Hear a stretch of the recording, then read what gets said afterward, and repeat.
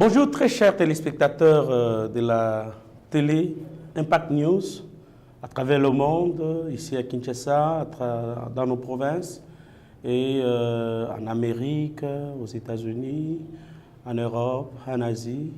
Partout où vous êtes, Joël Kadindanga vous salue et vous souhaite ses vœux les meilleurs en ce début du mois d'avril où nous avons eu hier déjà la composition ou l'élection de gouverneurs dans, je crois, 21 provinces, en dehors bien sûr de Sankourou, où les élections ont été suspendues par le Conseil d'État. À la Mongala et au Kasaï central, les élections se sont déroulées, mais personne des candidats n'a obtenu la majorité absolue. Conséquence, il y aura un second tour qui sera fixé le samedi prochain. Mais pourquoi devrais-je m'entretenir avec vous ce soir? C'est sur ces élections. Je vois les gens en train de dire que Félix a perdu, il est pris en étau, comme l'expression utilisée par nos confrères de la Radio France Internationale aujourd'hui. Comment Félix est pris en étau? Parce que les attributions du chef de l'État sont fixées par la Constitution et qu'il va les exécuter, il va mettre en pratique son plan d'action dans cette coalition. Et ce plan d'action sera exécuté par le Premier ministre. Et le Premier ministre qui devra présenter le programme du gouvernement devant le Parlement. Et le Parlement, lorsqu'il va l'investir, il va exécuter ce programme. Je ne vois pas comment. Les élections ne se sont pas organisées hier, mercredi, le 10 mars, le 10 avril 2019. Les élections se sont déroulées au premier tour, le 30 décembre 2018. Et les élections de gouverneurs, ou les résultats aux élections de gouverneurs, reflètent la réalité des élections du 30 décembre 2018. Comment le dis-je? Toute l'opposition, si elle n'a pas préparé ces élections, ou si elle s'est préparée à les boycotter par le refus de l'utilisation de la machine à voter, si même au niveau de l'UDPS, de Cache et Consort, personne ne croyait à la tenue des élections au 30 décembre. La majorité au pouvoir avait mis en place des subterfuges et mécanismes à décourager. J'étais, je crois, 3 jours avant la fin de la campagne avec mon confrère, non, après la campagne, 3 ou 4 jours avant la fin, avant les élections le 30 décembre 2018. J'étais avec Mike Moukeba sur le plateau. Mike Moukeba avait même regretté, mon confrère, de s'être dépensé pour jeter son argent pour les élections qui étaient hypothétiques.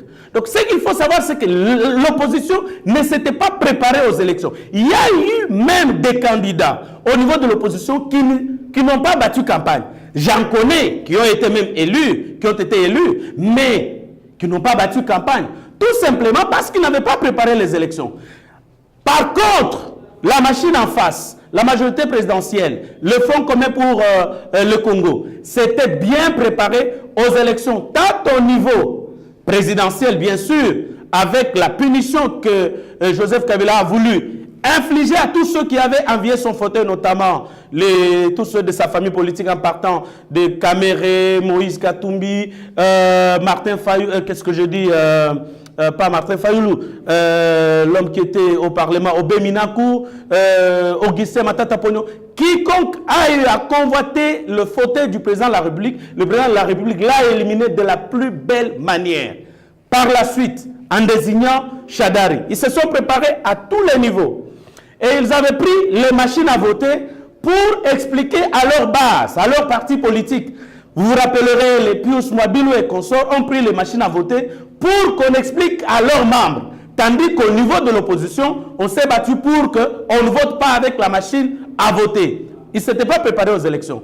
Et ce qui fait que, au-delà des irrégularités, de la fraude, de la corruption qui se sont déroulées lors de ces scrutins, mais il faut retenir une réalité et que notre opposition ne s'était pas préparée aux élections. Notre opposition n'avait pas déployé suffisamment de témoins pour surveiller ces élections. L'UDPS, je me rappelle au moins à travers l'ancien Chabani qui y avait déployé les témoins à travers le pays, mais on ne s'était pas préparé. Conséquence, qu'est-ce qui va arriver? le FCC gagne au moins 350 députés aux élections, aux législatives nationales. Aux législatives provinciales également, le FCC gagne plus de 70%. Et le reste, l'opposition se le partage. Alors, ces députés provinciaux qui ont été élus, ce sont eux qui ont opéré l'élection hier.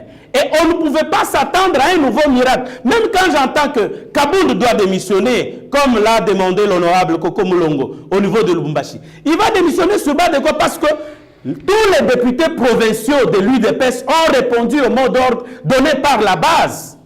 Tous les 12 de Kinshasa ont voté UDPS. Tous les 4 de Kananga ont voté UDPS. Tous les 4 de Lubumbashi ont voté le candidat UDPS. Moulongo s'est retrouvé avec 4 voix, les 4 voix correspondant, n'est-ce pas, aux 4 députés provinciaux élus sur la liste de l'UDPS. À Kolwezi de même. Fabien Moutom s'est retrouvé avec les voix de l'UDPS. L'UDPS ne pouvait pas procéder au dépochage. C'est une antivaleur. C'est une antivaleur qui ne peut pas être défendue au niveau d'un parti politique qui s'est battu pour les valeurs, pour les droits de l'homme, pour l'état de droit. On ne peut pas acheter les consciences, on ne peut pas acheter des députés pour qu'ils puissent voter pour les candidats à gouverneur UDPS. Et la réalité au niveau du Kassai oriental, il y a Maweja qui est passé parce que la majorité au niveau de l'Assemblée provinciale est détenue par l'UDPS. Et donc, les élections du 10 avril 2019 sont le reflet des élections du 30 décembre 2018. Alors, la leçon à tirer, c'est quoi? C'est qu'à la prochaine, il faudrait que l'opposition, la société civile, prépare autant l'élection présidentielle que les autres scrutins. Je me rappelle, et je l'ai dit, nous j'étais avec elle sur le même plateau. Ma consoeur Paulette Kimuntu, pour qui je cours au secours avec toutes les insultes que ceux que l'on appelle talibans lui administrent ces jours. Je condamne les injures, je condamne les insultes contre Paulette Kimuntu.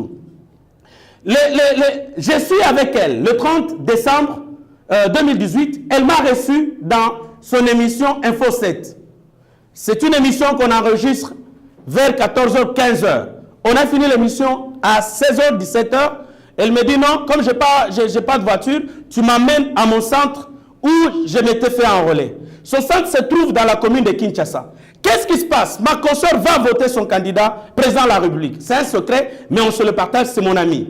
Paulette vote Martin Fayoulou.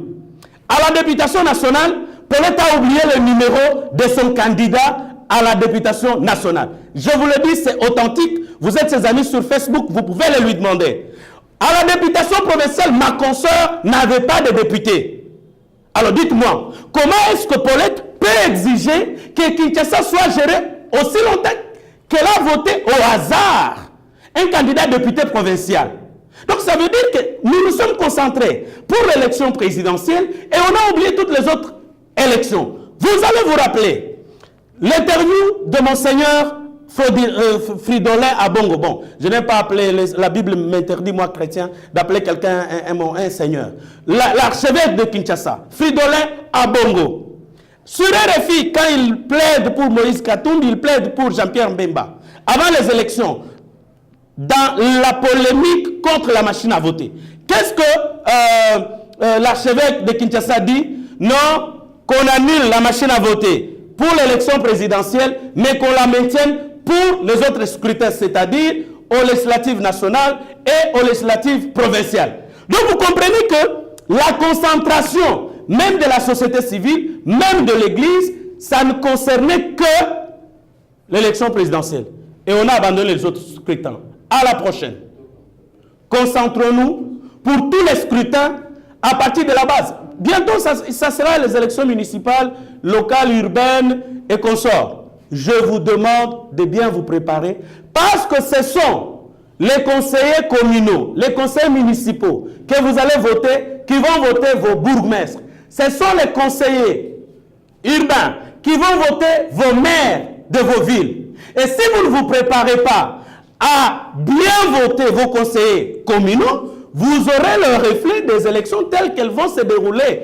Les élections au suffrage universel direct, ça sera la même chose des élections au second tour. Voilà le point que je voulais faire avec vous ce soir. tout en vous souhaitant encore une fois, me veux le meilleur. Je vous aime beaucoup, je vous embrasse et restez toujours scotchés sur Impact News pour avoir le point du jour. Bye.